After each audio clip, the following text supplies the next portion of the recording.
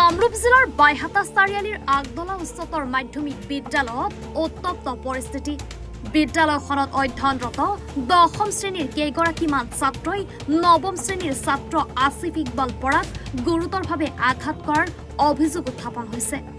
আসিফ ইকবালৰ অভিভাৱকে সমগ্ৰ ঘটনাটো আগদলা উচ্চতৰ মাধ্যমিক বিদ্যালয়ৰ অধ্যক্ষা বীণাপানী বৰ্মনৰ পৰা জানিব বিচাৰিছিল।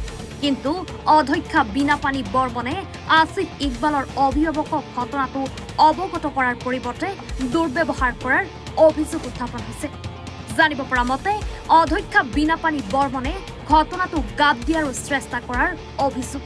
বীণাপানী বৰ্মনৰ বিৰুদ্ধে আছে কেইবাটাও অভিযোগ, যাৰ ফলত ঘটনাটোক লৈ সৰব হৈ পৰে অভিভাৱকসকল।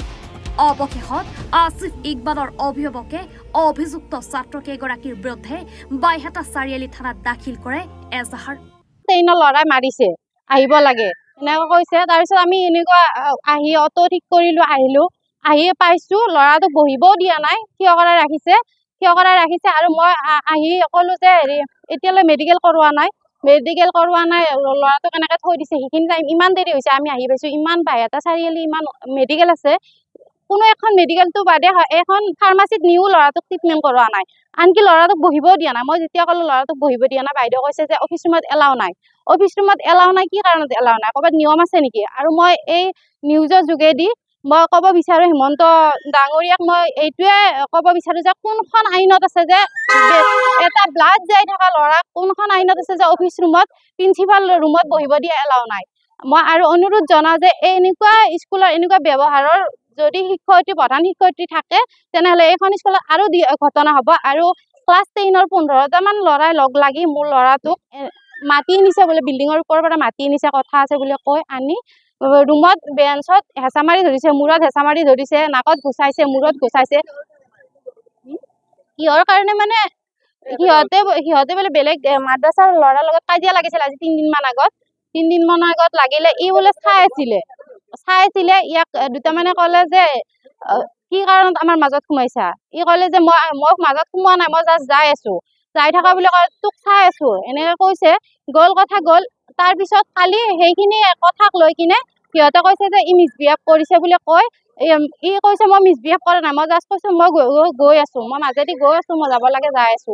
সেইখিনি কথা কোৱাৰ কাৰণে মানে তেনেকে মাৰিছে।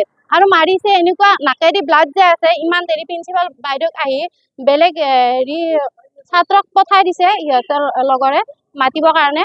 মাতিব আহিলে বাইদেউ, প্ৰিন্সিপাল বাইদেউ বীণা বাইদেউ বোলে কৈছে বেলেগ ছাৰক লৈ যোৱা বুলি কৈছে। বাইদেউ যোৱা নাই, চাহ খাই বহি আছে টাইমত। সেইখিনি তাৰপিছত মই আহি যেতিয়া তেনেকৈ ক'লো, মোক কৈছে আপুনি ক্ৰিমিনেল ওলাই যাওক। মই যেতিয়া সুধিলো আপোনালোকে কি কৰি আছিল, মই বাইদেউক যেতিয়া প্ৰশ্ন কৰিছো, সেইটো মই মোৰ গাৰ্জেন হিচাপে দায়িত্ব মই প্ৰশ্নটো কৰাৰ। মোৰ বাইদেউ কি কৰি আছিল, আপোনালোকে কি কৰি আছিল? ইমানখিনি মাৰিব পাইছে, ইমান ব্লাড গৈছে। ছাৰটো মই লৈ আহিছো, ছাৰটো তাতে আছে, দেখাবচোন। দেখাম, মই হেৰি কৰিম। বাইদেউ তেতিয়া মোক কৈছে আপোনাক মই মাতা নাই নহয়, মই মাক হিচাপে মই আহিমে, মোৰ দায়িত্ব আছে, মোৰ বাচ্ছা, মোৰ বাচ্ছাৰ কিবা এটা হ'লে আপুনি হেৰি কৰিব নেকি? কৈছে এইটো সৰু কথা, আপোনাক কম্প্ৰমাইজ কৰিম, আমি খৰচটো দিম, খৰচ বহন কৰিম, বাহিৰত নিদিব, এইখিনি বাহিৰত নোলাব, আমি ৰুমৰ ভিতৰতে আমি কম্প্ৰমাইজ কৰিম, পইচা দিম, যিখিনি হেৰি কৰিব লাগে এইটো চাব পাৰে। ব্লাড এইখিনি আৰু ধুইছে সি, আৰু কমেও 25 মিনিটমান ব্লাড ধুইছে সি নিজে, এইটোও ধুইছে। ধোৱাৰ পিছতো এনেকুৱা অৱস্থা হৈ আছে। তাৰপিছত বাইদেউ কৈছে কম্প্ৰমাইজ কৰিম। মই যেতিয়া ক'লো পইচা দি মোৰ ল'ৰা কিনিব অহা নাই, মই ল'ৰাক হেৰি কৰিব অহা নাই, মোৰ ল'ৰা যদি শেষ হৈ গ'লে আপুনি নিদিলে হয়। সেইখিনি কোৱাৰ কাৰণে মোক হেৰি কৰিব দিছে। আৰু তেতিয়ালৈকে ট্ৰিটমেণ্ট কৰাৰ একো নামেই ওলোৱা নাই। যেতিয়া মই মেডিকেল কৰাব লৈ গ'লো, তেতিয়া মানে কৈছে যে মই সিহঁতৰ পৰা কাঢ়ি লৈ গৈছো বুলি কৈছে। মই মাক হৈ মই নিমে, ইমান দেৰি সিহঁতে ট্ৰিটমেণ্ট কৰোৱা নাই যিহেতু মই লৈ গৈছো। মই যোৱাৰ পিছত দুজন গৈছে, মই যোৱাৰ পিছত গৈছে, তেতিয়ালৈকে একো এটা ট্ৰিটমেণ্ট হোৱা নাই। আৰু আজি আহিছো, আজি মই ক'লো CC কেমেৰা আছে আপোনালোকৰ তাত? মই আহি সুধিলো বাইদেউ সোমাব পাৰো নে? কৈছে আহা। মই ক'লো যে আপোনালোকৰ পাৰ্চনেলি মই পেৰেণ্টছ হিচাপে মোৰ অলপ কথা আছিলে, সুধিলো। কৈছে কালি যি ক'ব লগা আছে কৈ গৈছা নহয়, আজি কথা নাই, তেনেকে ক'লে। তেতিয়া মই ৰখি দিলো, মোৰ কথা আছিলে, তেতিয়া ৰখি দিলো। ৰখি দিয়াৰ পিছত নাই, বহুত টাইম ৰেছপণ্ড নাই। আকৌ এবাৰ সুধিলো আপোনাৰ লগত মোৰ অলপ কথা আছিলে, পাতিব পাৰিম নে? তেতিয়া কৈছে যে হেৰি কোৱা।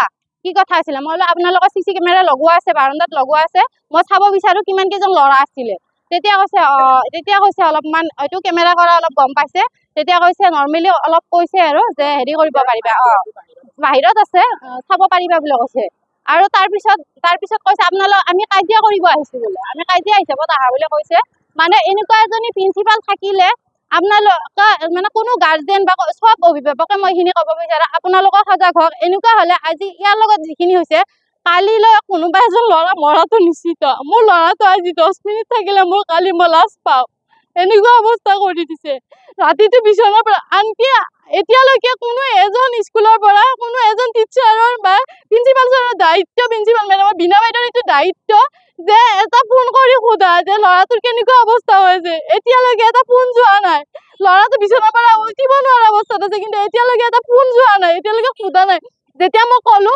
তেতিয়া ইহঁতৰ টেম্পাৰ বেছি ইহঁতে মানে বেছি ওপৰত যায় আছে আমি আৰু এটা অনুৰোধ জনা যে এইখন স্কুলৰ পৰা যাতে ট্ৰেন্সফাৰ কৰি দিয়ে মই হেমন্ত বিশ্ব ডাঙৰীয়াক মই এইটোৱে অনুৰোধ কৰিছো এইখন স্কুলৰ পৰা যাতে ট্ৰেন্সফাৰ কৰি দিয়ে নহ'লে আৰু এনেকুৱা ঘটনা বহুত হ'ব আগতেও হৈছে কিন্তু গাপে গোপে থৈ দিছে ইহঁতে আৰু ইহঁতে যেনেকুৱা ব্যৱহাৰ কৰিছে মাক হিচাপে মই কৈছো এইখন স্কুলত মানে শিক্ষাটো পঢ়া লৈ পেলাই শিক্ষক হৈছে কিন্তু জ্ঞান নাই জ্ঞান শিক্ষকতা কৰিলে নহব জ্ঞান থাকিব লাগিব ন জ্ঞানে ল'ৰা ছোৱালীক শিক্ষা কি দিব কেনেকুৱা শিক্ষা দিব যিকেইজন ল'ৰাই মাৰিছে সেইকেইজন ল'ৰাক উচিতনি দিয়া হৈছে নে নহয় হৈছে সেইখিনি পইচা দিম বুলি কৈ কিনে যিখিনি পইচা দিম ঠাণ্ডা কৰি থৈ দিয়াখিনি ল'ৰাকেইজনক উচিতনি দিছে নে নাই সেই ল'ৰাকেইজনে আৰু বেলেগক যেন আমাৰিব সিহঁতে লাই পাই গৈছে নে নাই ছাত্ৰ 3জনক দেখা পাইছো আহি নেক্সট তাৰপিছত আৰু গোটেইখিনি পঠাই দিছে নাই সিহঁতৰ গাৰ্জেনো কোনো দেখা নাই কাকো দেখা নাই আমাকো জনোৱা নাই একো হেৰি ব্যৱস্থা কৰা বুলি এতিয়ালৈকে মই দেখাও নাই